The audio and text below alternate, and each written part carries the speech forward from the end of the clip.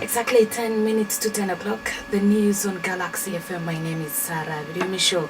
The opposition Democratic Party President Norbert Mao has trashed talk of dialogue between the two persons of Dr. Chizo Besigye and President Yoweri Kaguta Museveni, arguing that Uganda is not for those two individuals. Addressing the press in Kampala on Tuesday, Mao said all Ugandans need is a national dialogue, not just some groups. He equated the plan of Museveni and Besigye meeting as one between Salva Kiir and Riek Machar of South Sudan, which held no water.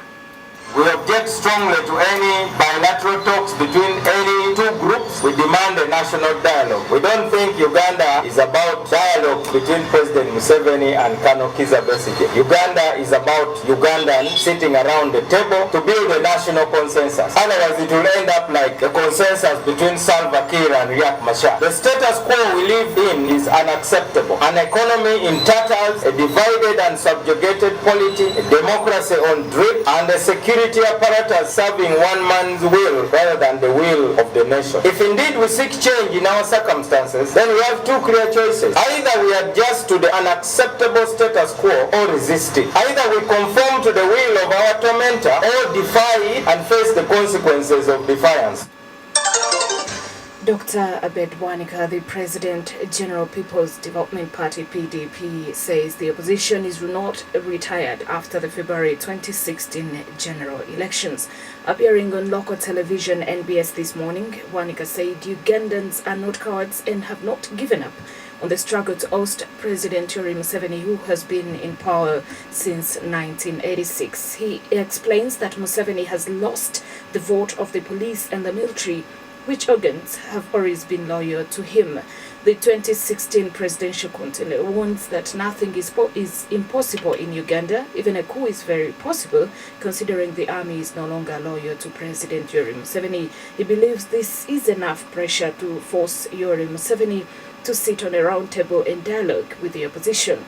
Dr. Wanika says Museveni should be an advisor in the African continent and not a president of Uganda, considering his age and the years he has been president. Wanika also advised Museveni to announce his retirement before this year 2017 ends, so as to avoid leaving behind a confused country if he insists on being forcefully ousted by Ugandans. Wanika argues that Ugandans are still slaves who cannot manage a meal.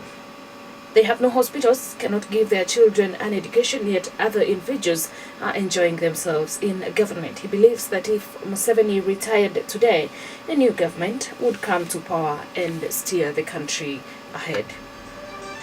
The Lord Mayor of Kampala, Erias Lukwago, is yet again up in arms against the Minister for Kampala's against her communication that he will not be receiving his emoluments until a decision has been taken by his nightmare, that is Justice Stephen Kavuma.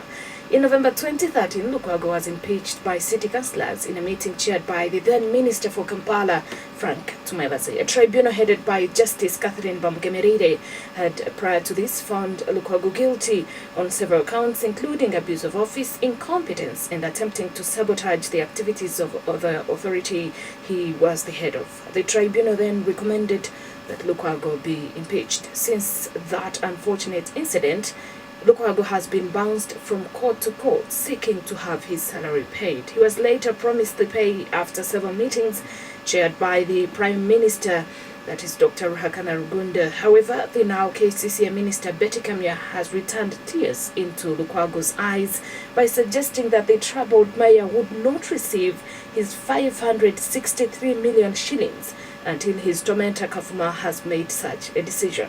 Lukwago says Kamya has pressed a wrong button and he will not let go this without a fight. Communication from Madam Betty Kamya to the effect that emoluments may not be paid until Kavuma takes a decision one way or the other. I would have to make a communication with that you are referring me back to Justice Kavuma. I'm going to sit down with my legal team and see how to address that. I will not take it lying down because this is a legitimate entitlement. It's my right. And I'm not going to beg anyone. I'm not going to beg Madam Betty Kamya. For heaven's sake, Madam Betty Kamya, you are new in the institution. You know nothing about these issues. And you'll be pressing a wrong button. I want to put you on notice. You wait and see what's going to happen next. 563 million gross, inclusive of taxes. Brigadier Sam Okiding has handed over office to Brigadier Kayanja Mhanga as the UPDF AMISOM contingent commander in Somalia.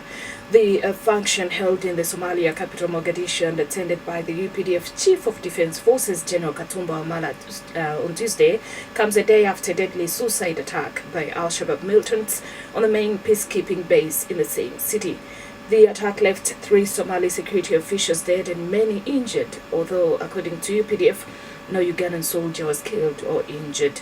Now, Brigadier Mhanga takes over the matter in Somalia at a time when the UPDF has deployed a total of 2,745 troops in a battle group 20 to replace battle group 17 that recently finished their one-year mandate. The battle-hardened soldier returns to Somalia after handling the capture of Mogadishu by the UPDF in 2011 as a colonel then. And elsewhere, the Gambia's Independent Electoral Commission chief has gone into hiding, his family says. There are unconfirmed reports that Elil Moma Njai, who announced Yahya Jammeh's defeat in the polls last month, has fled the country. President Jammeh initially accepted defeat, but then changed his mind and is now refusing to step down. Security forces took over the headquarters of the Electoral Commission shortly afterwards. Mr. Njai's son did not confirm whether his father had left the country, but said he hoped and prayed that he was in safe hands, writing in a Facebook post. Health Tip.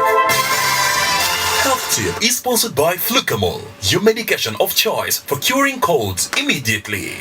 Now, if you're struggling to lose weight, do not eat a carbohydrate unless it has fiber attached to it. This method forces you to forego the bad carbohydrates like candy, white bread and soda and stick only with high-quality carbohydrates. And the more fiber in your diet, the better. Fiber helps improve your blood sugar control, helps lower cholesterol, and reduces your risk of chronic diseases like diabetes, cancer, and heart disease. Foods rich in fiber include legumes, that is dried beans, vegetables like broccoli, spinach, and sweet potatoes, and fruit like apple, berries, oranges, and pears. A very good morning. That's all we could get for you.